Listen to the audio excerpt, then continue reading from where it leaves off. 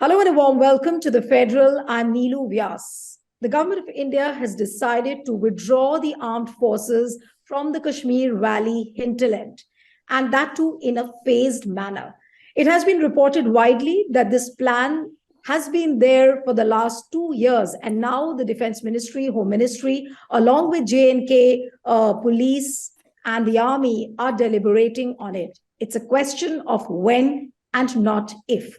But everybody wants to know that whether this withdrawal is a sign of normalcy or it's a way to make the normalcy visible. And the other big question is that what could be the adverse effects of this withdrawal? I'm joined by a special panel. We have Muzaffar Shah from Awami National Conference. Thank you, sir, so much for joining. We have Major General A.K. Sewach. Thank you, sir, for joining. And we also have Niloufar Masood, who is a spokesperson of the National Conference. I welcome all of you on the program. And let me begin by Major General A.K. Sewach. So how do you really read this withdrawal of the armed forces in a phased manner? And the government hasn't clarified too much that how this phased withdrawal will take place. Yeah, first of all, one should know it that, as far as Indian Army is concerned or any army, their main job is external aggression, not for the internal security. That was basically done because the police and the paramilitary were not able to curtail that terrorism. Now, as the situation has improved, so the time has come. Now, army must come out from internal security and counter-terrorism and should now restrict itself on deployment of line of control. And hence, this decision has been taken as the situation has improved tremendously in Kashmir Valley in last about 2-3 years. And that's why this withdrawal has to be in a phased manner. Now, if I just sum up as to how a situation is prevailing in Jammu and Kashmir Valley, that today there are about not more than 80 to 100 terrorists which are left in the valley floor. The leadership of Lashkar-e-Toba, Jaise Mohammed, Hizbul Mujahideen has been completely wiped off. And the terrorists which are left are now without weapon and ammunition. Their morale is down.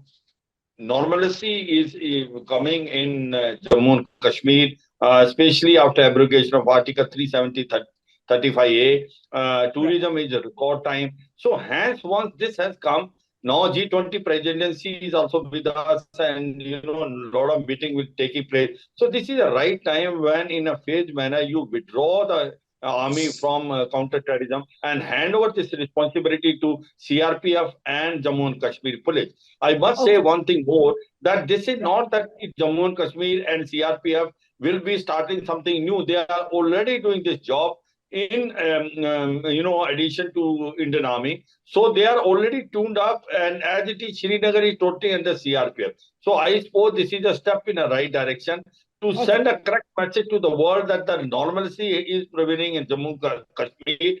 And since the terrorism has now reduced to almost a negligible number, so it is the right time that we do it in a phased manner. I repeat again that it is to be in a phased manner, that you remove sort of army from a particular area, see it, consolidate, then enlarge it. So slowly and steadily, taking almost about not less than 2-3 years, you do it in a phased manner. Should you find the situation is not gone as per what you have anticipated, you should be 1 foot on ground and can take action to recoil what you're doing. Okay. You did say that G20 is around the corner and these are signs of normalcy. But Mr. Muzaffar Shah, how do you really see this? Do you see this as a sign of normalcy, or do you see this as a way to make the normalcy visible because of the G20 and for various other reasons? Yes. Well, you see, we have been trying to, regularly being, since the last many years or decades, asking for the withdrawal of Armed Forces Special Powers Act. And if it is going to be done as our Major General has, Ashwini Sahab has just said, it's a very welcome step if that is true. But knowing Kashmir and knowing the sensitivities that we are facing on a day-to-day basis, this should have been done much earlier. Nonetheless, if good sense has prevailed that it is to be done, So good, we will welcome it. And Armed Forces Special Powers Act, as the Major Sani also, as Suvash has also said, that we are meant for, our forces are meant for to control external aggression, and internal security is to be left to the state and the state forces, which includes also the CRPF and the other paramilitary formations that we have. And in Kashmir, we have had a mix of this Armed Forces Special Powers Act, because at many occasions, and unfortunately very badly misused. And good today that we will watch how it is going to unfold. Mr. Shah, why are you not raising, your party is also part of the Gupkar alliance, why are you not raising issues like the withdrawal of AFSPA, the withdrawal of Public Safety Act? We are not hearing anything on that front. And don't you think because these allow the detention up to 2 years, these are those kind that's of... that's not correct. That's not correct. We have been asking for withdrawal of both these items, even though before we came into the People's Alliance for Gupkar declaration, we are just 4 or 5 6 organizations there, and ours being one of them. As far as Armed Forces Special Powers Act is concerned, it is right from day one we are saying that no, that's not the way to contain, and the local governance has to take shape. And though the army does very good work in lots of areas, but in some areas, some formations of our own forces unfortunately have not done well. And today, once we are seeing that Armed Forces Special Powers Act is going to be withdrawn, it's a procedure. It takes a lot of... Don't you think, Mr. Shah, that the withdrawal of the army should have happened later, and first the questions regarding the AFSPA and PSA should have been addressed by the government? The withdrawal of the army, the Armed Forces Special Powers Act should have been addressed much long ago. Years ago, it should have been addressed. We wouldn't have been facing these problems that we have, a counter to a problem, a counter to that problem. And the local governance is best to be left to the local government. Unfortunately, we are making a very huge situation for the elections to the state to be held. We have not, it's under governor's rule or lieutenant governor rule for the last so many years. That's not done.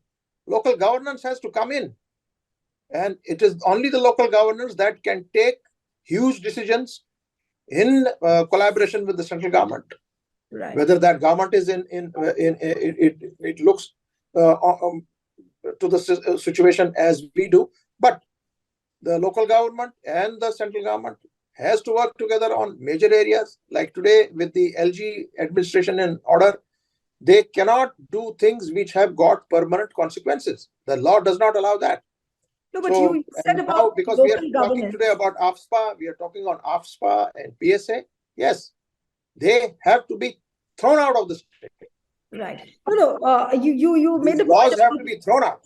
Right. You made a point on local governance, to which I'm going to be asking a question of Nilofer. Nilofer, what about the local governance issue which Muzaffarji just raised? Don't you think that the withdrawal of the armed forces could have taken this decision regarding the withdrawal of the armed forces should have come later? And first, the elections, the other issues like the statehood is suspended, your elections are suspended, there's a lot of alienation amongst the people. So these are the things which should have been addressed by the government first, rather than withdrawing the armed forces. What is your take on this? Well, Nilu, I'll say that the stories which have been carried by different print media about the removal of the armed forces in phased manner from the internal areas, I think as of now, there is no corroboration from the government itself. I doubt whether there is any official statement on their part. Presuming for a minute that, say, for example, it's true. If it is true, then I'll say that they are just giving us the impression with respect to the normalcy. That is, after the abrogation, they are saying that we have normalcy now, and that is the reason we are withdrawing the army here. But that is not the fact. If that would have been the fact, then right from 2018, we don't have any assembly here. There are no announcement of the elections as of now. People are waiting that there should be restoration of the democracy in our UT also. Statehood is not restored. So these all point out that this is the only impression which is being given because of the reason G20 summit is going to be held in Srinagar. And very importantly, I will put one more point. We have three tier of security around the state or be it UT. One, security cover, which is meant to cover or to see infiltrations at the LOC. And second tier is meant there to go for the counter insurgency to check out that. And then we have internal security, which is being looked after by the RR and then local police, Jammu Kashmir police. We don't have any army, but however, if there is any encounter and all that, they take the assistance of the army. Right. So when there this army is not there, what is to be withdrawn? What is to be withdrawn from the internal area? That's very important point. Right. Because we have already only CRPF. And then one more thing which I want to discuss, that since I have said that we are going to have G20 summit, globally 20 countries will be coming here. Just for the beautification purpose, one of the areas that has been cleaned out, because just to keep away from, just to keep army away from the eyes of those countries, that since there is normalcy, so we don't have any banker on the patch right from this airport to Nishat itself. So they are going for the beautifications and all that. Maybe it is in process of that banker was removed from that area. But since there is, I'm again saying that since there is no official... Which means you're still skeptical of this move by the government of withdrawing the armed forces, right? Yes. Okay. So let me come to Major General Sivach. Major General Sivach, the biggest question is that how can the government, it's a good step, you said it's in the right direction, but the point is that the targeted killings are still happening. The government employees are killed. Minority Hindus have been killed. There is a particular data also on that. And in the middle of all this, how can this withdrawal take place? And another question, because you're in a hurry, so I'm going to shoot two questions to you. And another question is that the deployment between the LOC and the counterinsurgency grid, that is very difficult and dangerous. And the government hasn't come out with any numbers as to how that de-escalation will happen. And this report has come out in the media, whether it has been leaked, whether it's... Yeah, Nilu, I'll just reply because I have to, they are waiting for me. But I can only say this has been already planned. The point is, as far as the internal security is concerned, in a phased manner, it will be given to Jammu and Kashmir Police and the CRPF. The line of control will remain with the Indian Army because it is through external aggression. Whatever strength we may remove, possibly can also beef up the LOC. And Armed Forces Special Power Act possibly will also be removed because once the CRPF and Jammu and Kashmir operate and you find the situation totally normal, then there is no requirement of having Armed Forces Special Power Act. That the government has to take a call. One can't say. But I will certainly say it is a step in a right direction as the situation is becoming normal. And we should also show to the world, yes, the normalcy has come. And the first step is take out the Indian Army, which is only meant for external aggression. Since the normalcy has prevailed, situation by and large is very peaceful, development is taking place, and for this responsibility to Jammu and Kashmir Police, and in case they require, the CRPF can help them out. Nilu. Major General Sivach, my one question to you before you leave is that shouldn't the social malaise should have been addressed first rather than withdrawing the army? You know, everything has been to be done in a sequential manner. This step is a very bold step which is taken by the government. I'm sure all other factors have also taken into consideration. We don't know what is the blueprint, but whatever is to be done is done. Delimitation process is already over. Election will take place. Whether the army will be removed before the election or after the election, that time will only tell. But I can certainly say it is a step in a right direction and send a very positive message all across within Jammu and Kashmir and throughout India. But asking you a little about the details about the withdrawal, we have read in the reports, Major General Sivach has exited out of the show. But Mr. Muzaffar Shah, whatever the reports we have seen so far, they are saying that the Rashtriya Rifles and CRPF, probably they will be phased out. I mean, the army will be phased out and CRPF will be will take over. Now, how does that really unfold in the context of Jammu and Kashmir law and order situations? I think there is too much of confusion in the Ministry of Home Affairs when they are dealing with Kashmir. I'm sorry to say that. If the situation is so good, we better have elections. Okay. As simple as that. The Jammu and Kashmir, I mean, I will, though it is a UT, but I'll never call it a UT. It's the oldest state in one of the oldest states in the subcontinent. Almost a country before 1947. So that matter is pending before the Honorable Court, that whether abrogation of 370 and 35A was correct or not. So not going into that aspect, the situation today is that Armed Forces Special Powers Act is supposed to be, the army is supposed to be withdrawn from these areas.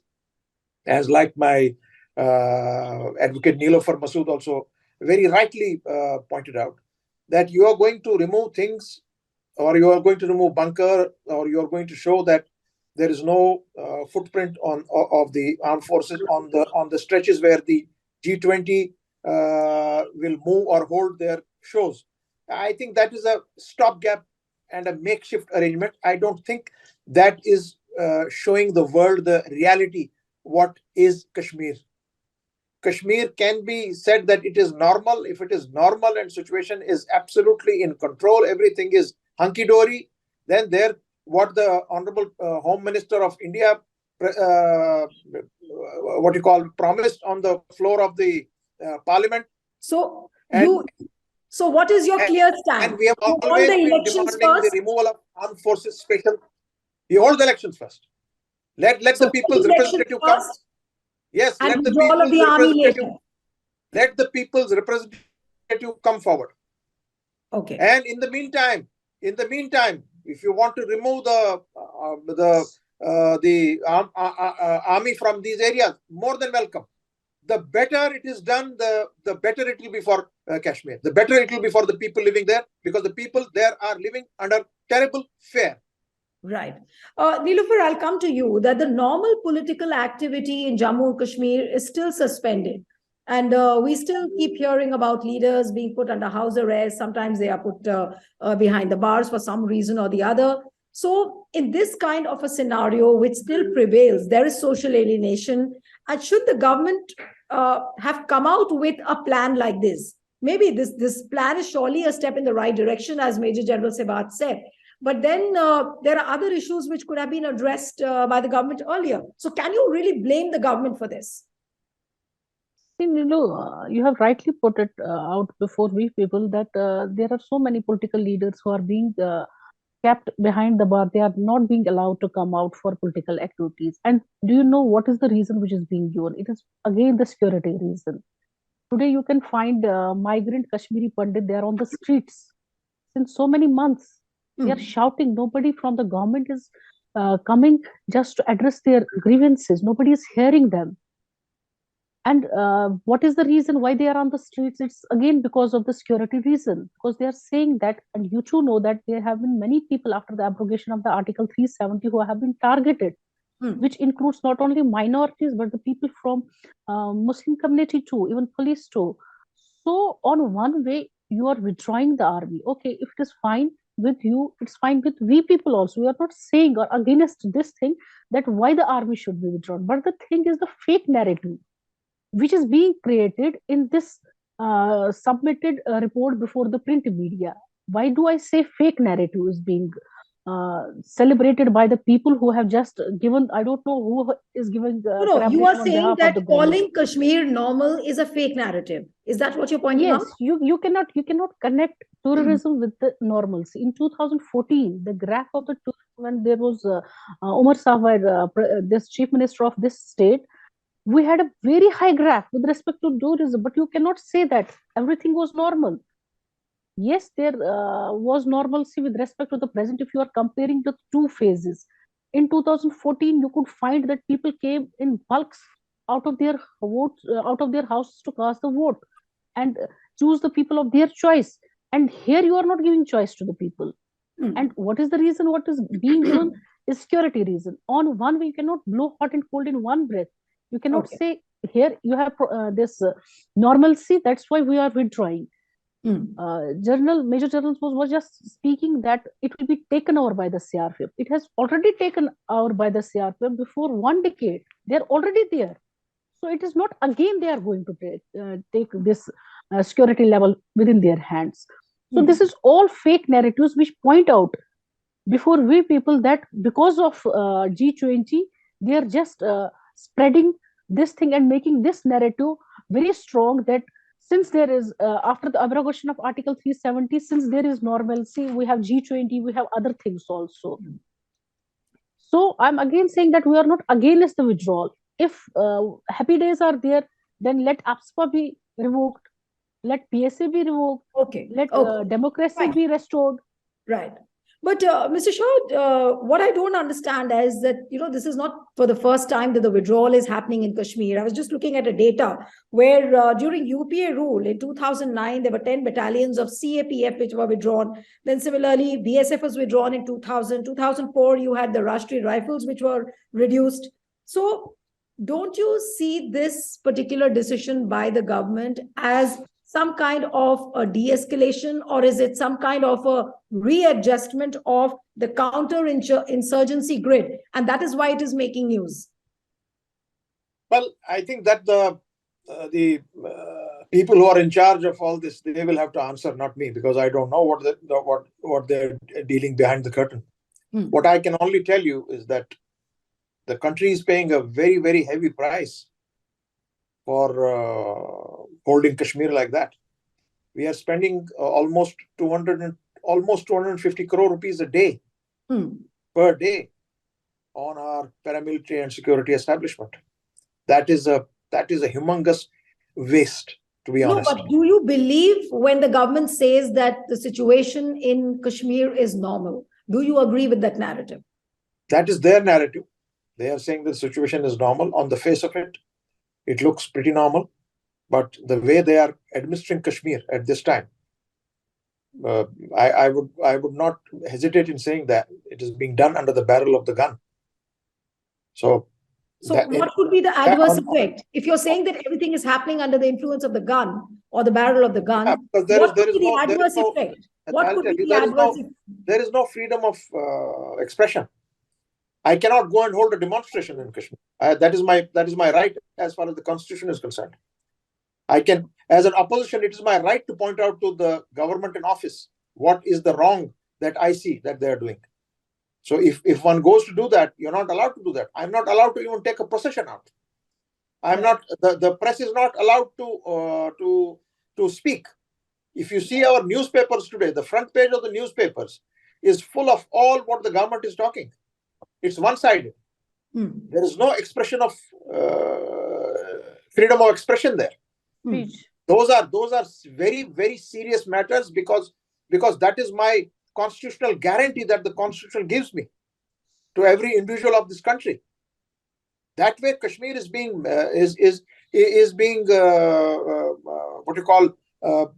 administered very ruthlessly. That is a fact. Right. You can have tomorrow if I want to hold a all-party demonstration, I can be sure that early in the morning, my gate, Farooq Abdullah's gate, Mahbooba Mufti's gate, there are one or two more of Tariq Ami Sahab, all connected with the PAGD and all.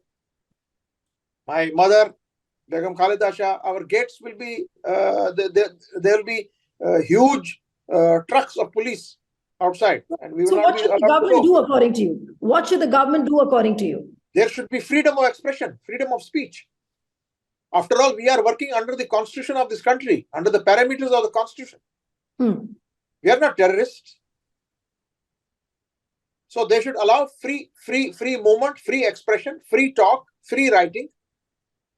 Then you can say, yes, it is normal. Otherwise, nothing is normal there. Right. But Niloufar, if I may come to you, if you talk to any government representative, and I was talking to a few BJP leaders also, and they say that people are not living in fear as they were living earlier. And, the killings have come down.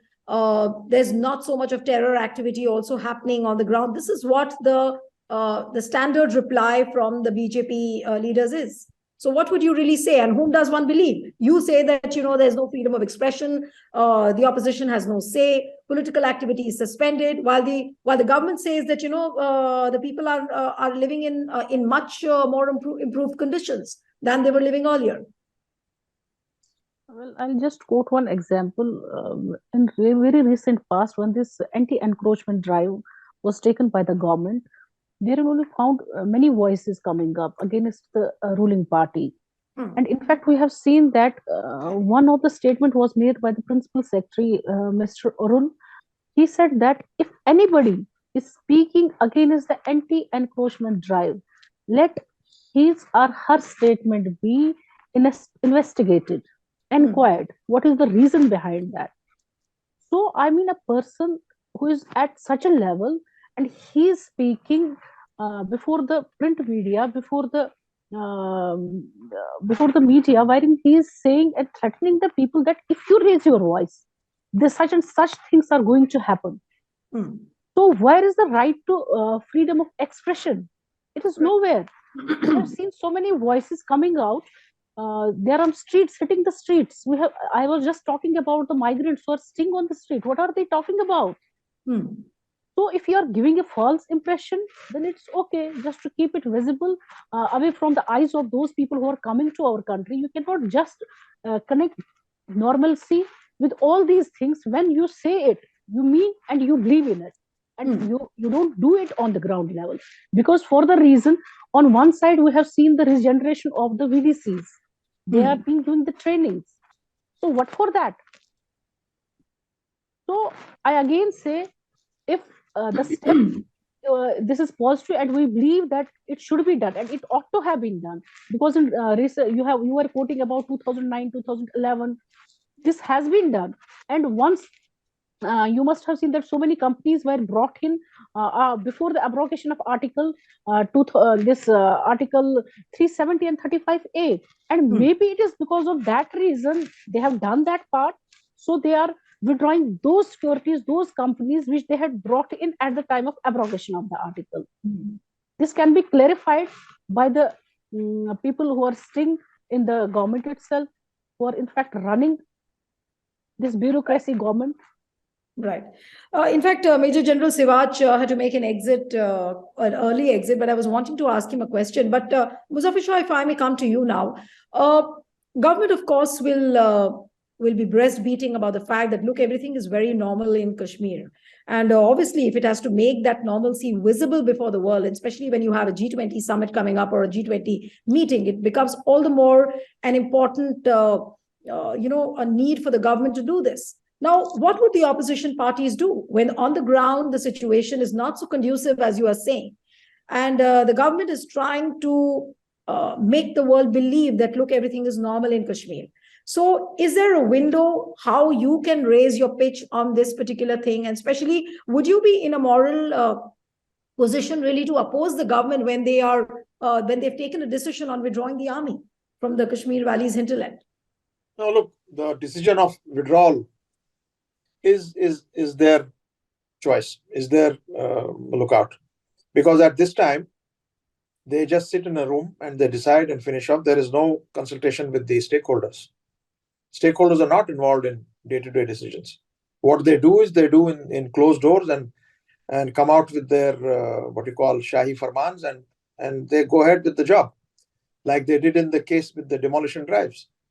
So what I would say after hearing your situation on this, or hearing you what you are making out to be, right? When mostly BJP and all these guys who are at this time at the helm of affairs, and they come on to shows like yours or on the media and all, why don't they allow such kind of an activity in Kashmir? These shows should be held in Srinagar, in Kupwara, in Anantnag, in Jammu, in Poonch, Rajouri. The entire state at this time, the Jammu region, Kashmir, and even Ladakh, that was cut off from us illegally and unconstitutionally. Right. Ladakh is also at this time agitating in Jantar Mantar. They are asking for Schedule 6. Right. Schedule 6 is what they already enjoyed under 370 and 35A. Now in Jammu, voices are more vocal than us for restoration of 370 because they feel that their land and their jobs and their livelihood is under attack. Their land is under attack. If you go to Jammu today, they have lost their business because there is no Darbar move. Kashmiris are not moving. Mr. Shah, Mr. Shah, are you scared of this decision that the army is going to be withdrawn? Are you? I really don't. Which is very potential. To be honest, I don't think anything like that is going to happen. Nothing is going to be withdrawn. The best that they will do. Why do you say that nothing will be withdrawn? No, I don't think they can do that because they do not have those. They have that gumption to do that. It's very easy to make a noise, but to make it happen, what they are most likely to do is because we have had huge input of. Mr. Shah, are you saying that this is just a hollow talk where they've just made an announcement through a source-based report and they will not have the guts to withdraw the army? No, are you saying that? It's hollow talk. Yes. What I can say is, at best, what they will do is, because at the time of abrogation on 5th August 2019, when almost the entire population of Jammu and Kashmir was put behind bars, almost, because there was no movement, no internet, no nothing, and people like us were house arrested, and we were let off after 8 to 9 months, and that too after the court intervened. So at that time, the movement from outside the state was very heavy. I think some 100 companies were moved in. So at best, what is going to happen is they might withdraw a few of them. That's about it. And withdraw them from those areas where the G20 operations are going to take place. That's all.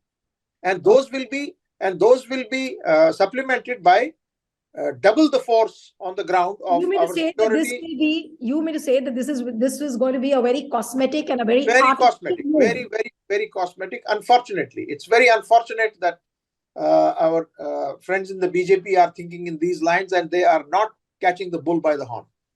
Okay. So, Nilofer, what would you really say towards the end? That is this a welcome move? You said that, you don't have an objection to it. But then at the same time, you have a number of objections saying that Kashmir is not normal. So what would you really say? Supposing if we get to hear the date as to when the government starts withdrawing the army, what would you really say to that? I think, Nilo, if it is true that they are going for it, we should be positive, and we are very hopeful that subsequently. If it is true. You are saying if it is true. There is a big if in your mind. Yeah, because I again repeat, there is no official corroboration. There is no official corroboration. Okay. So it is only just an impression which is being given, and the false narrative which we are seeing after the abrogation of Article 35 and then 375, maybe 370. Right. And you know what are our relations right now with neighboring countries? They're disturbed. Off and down, we are seeing the allegations of encroachment, China encroachment. Okay. We are dealing with those countries where we don't share good relations with them. So on one way, this is the situation. On second way, there are target killings. There is regeneration of the VDC. There are protests on the streets. And again, I'm saying, if it is true, it's a welcome step. We welcome it. But subsequently, all those rights, without declaring emergency, which have been taken away from VPP, that needs to be restored. Unfortunately, Major General Sivach made an exit, but I'm going to repeat again what the BJP stand really has been. They have said that the stone pelting has reduced. They have said that the violence has reduced. Law and order is under control. Terrorist activity has come down. All these activities point towards a normal situation in Kashmir. So we'll have to wait and watch as to when the government really announces on the withdrawal of the armed forces from the Kashmir Valley. And of course, all eyes would be on how the social situation in the Kashmir Valley unfolds. Thank you so much, Muzaffar Shah, for joining on the show. Nilofer Masood, it was wonderful to have you on the program. And one appeal to the viewers of the Federal, share this video.